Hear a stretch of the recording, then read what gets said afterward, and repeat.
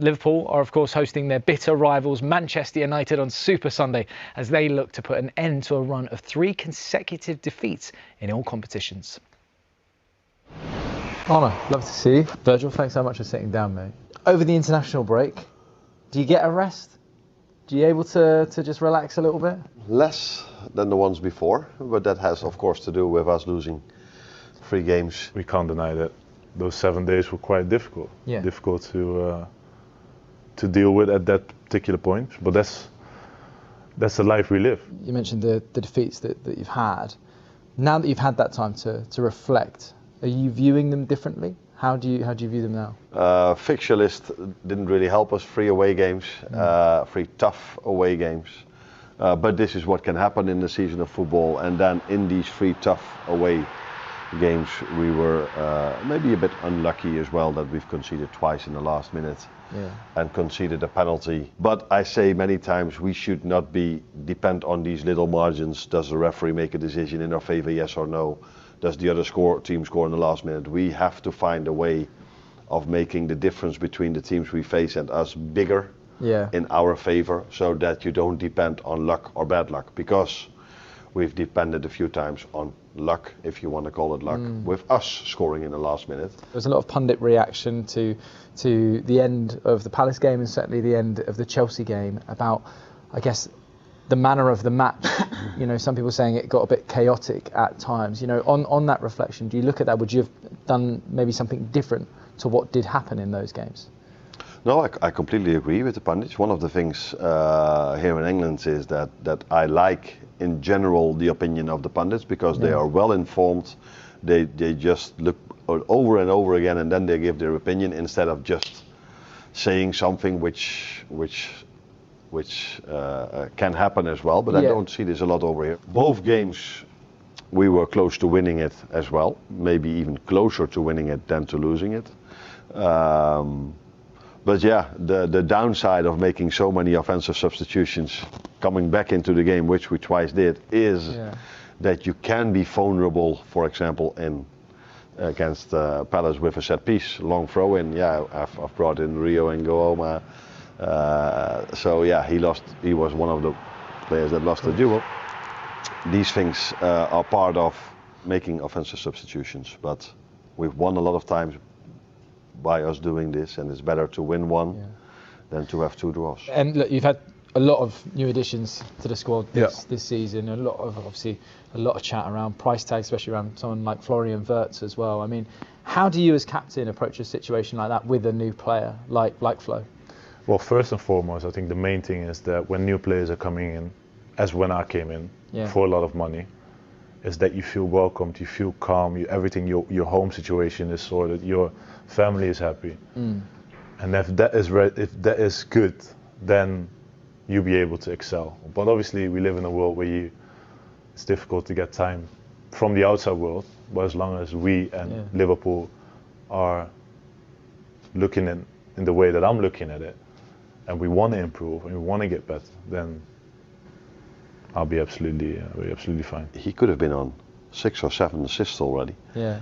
If you look at the passes he's played towards his teammates, which unfortunately didn't lead to goals. One of the greatest examples is the Chelsea game, where after 1 minute he had this great flick to Mo Salah. Little flick outside, Where for Mo this is 99 out of 100 time a goal. Goes in, I have to say 98 out of 100 time, because the last time he got a ball like this was against Atletico Madrid. He got the one from Florian Wirtz, but Mo hit the post. But in general, I think for a 21, 22-year-old, it's quite normal that you have to adjust to going to a no country, let alone if you go to the Premier League. I think maybe I'm now underestimating 1 or 2 other players, but maybe the best midfielder that has ever played in the Premier League. Who would that be in your opinion? I mean, Steven Gerrard's up there, obviously. But that came in from another country. So Patrick Vieira, I'm an Arsenal fan, so I have to say. You're an Arsenal. Then you're on the wrong couch, by the way.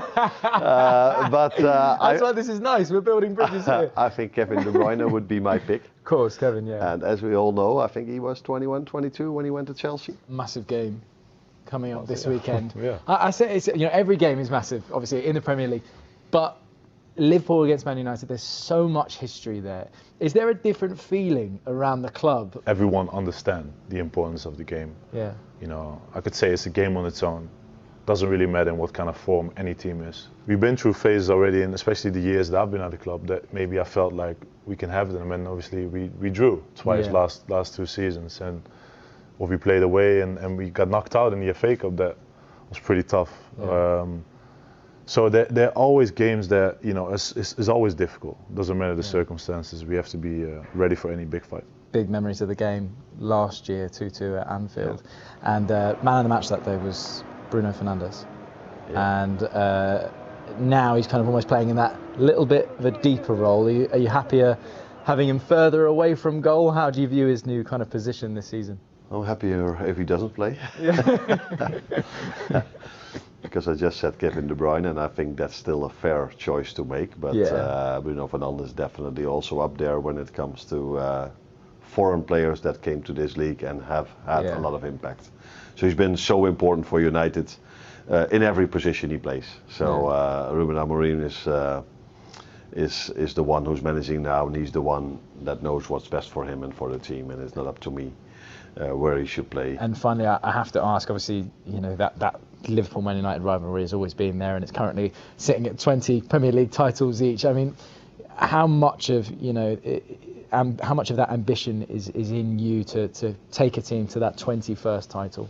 I'm not looking in it in that way, to be absolutely honest with you. Yeah, of course. I've obviously experienced last year how special it was to lift it as the captain, but I know how difficult it is to do that. Virgil, thank you so much, mate. Thank you very much, mate. Good luck at the weekend. Thank you very much. It's going to be a fascinating watch on Sunday. But gents, let's talk Liverpool. I mean, Florian Wirtz, he's got off to quite a tough start to life in the Premier League, hasn't he, Quentin?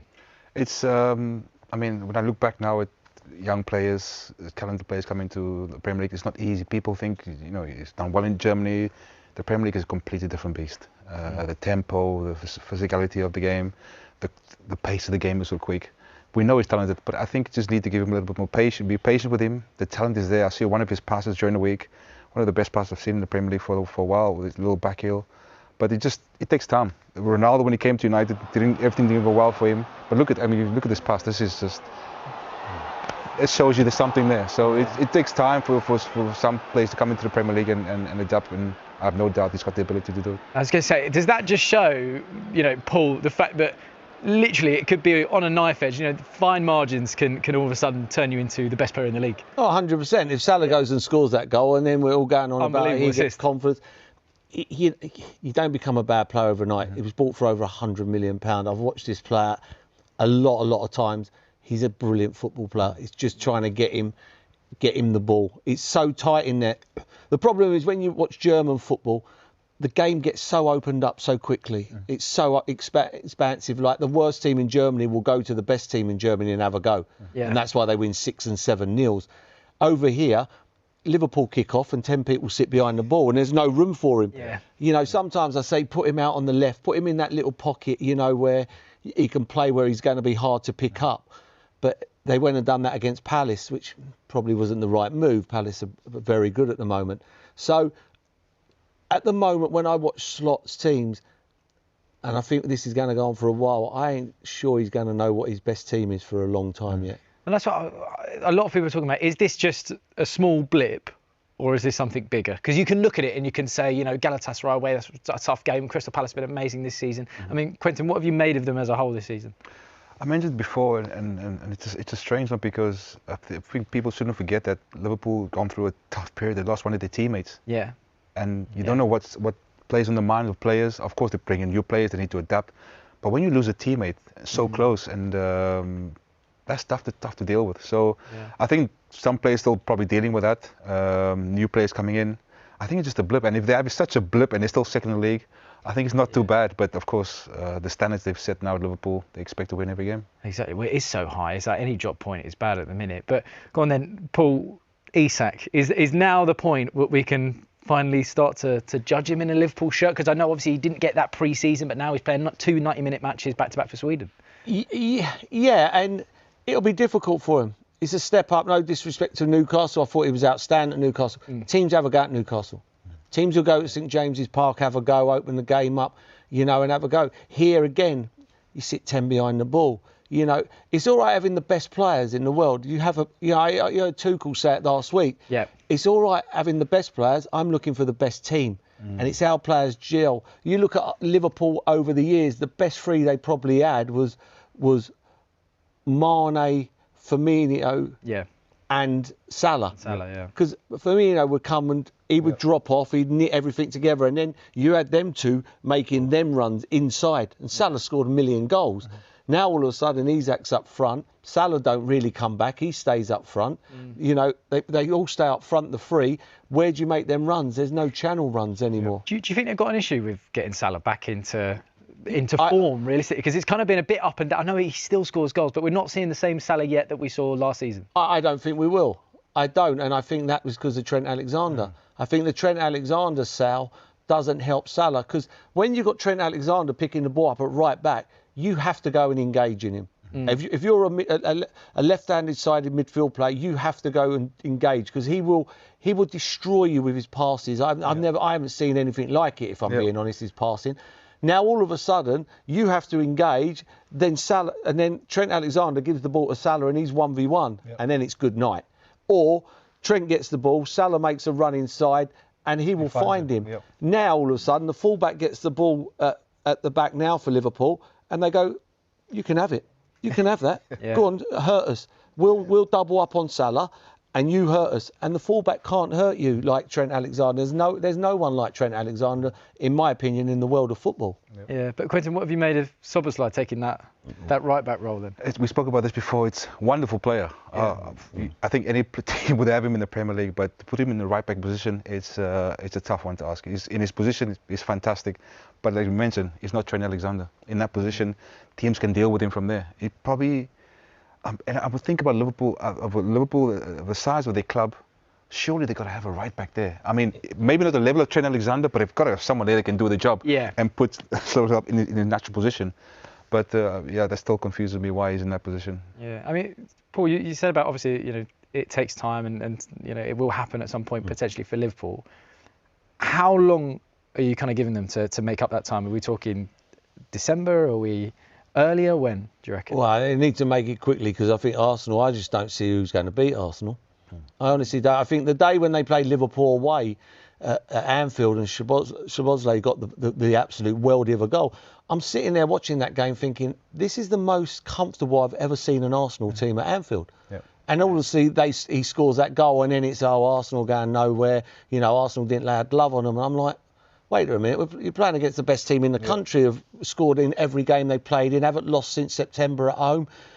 And I'm looking at that game thinking, who's ever going to beat Arsenal with their team? And I think it's got to start. I think you could take 8 points off Liverpool. People will go, they haven't started. Great teams win games when they're not playing well. They haven't played well from the first day of the season. Last kick of the game, Burnley, 2 points. Last kick of the game, Newcastle, 2 points. The Arsenal game, it was only in a worldie goal. Bar that never looked like scoring. There's points. That have gone. They'll be looking at it in a positive way of going, we haven't played well and we're 1 point behind, but they need to start playing because they could be 4 points behind before they play.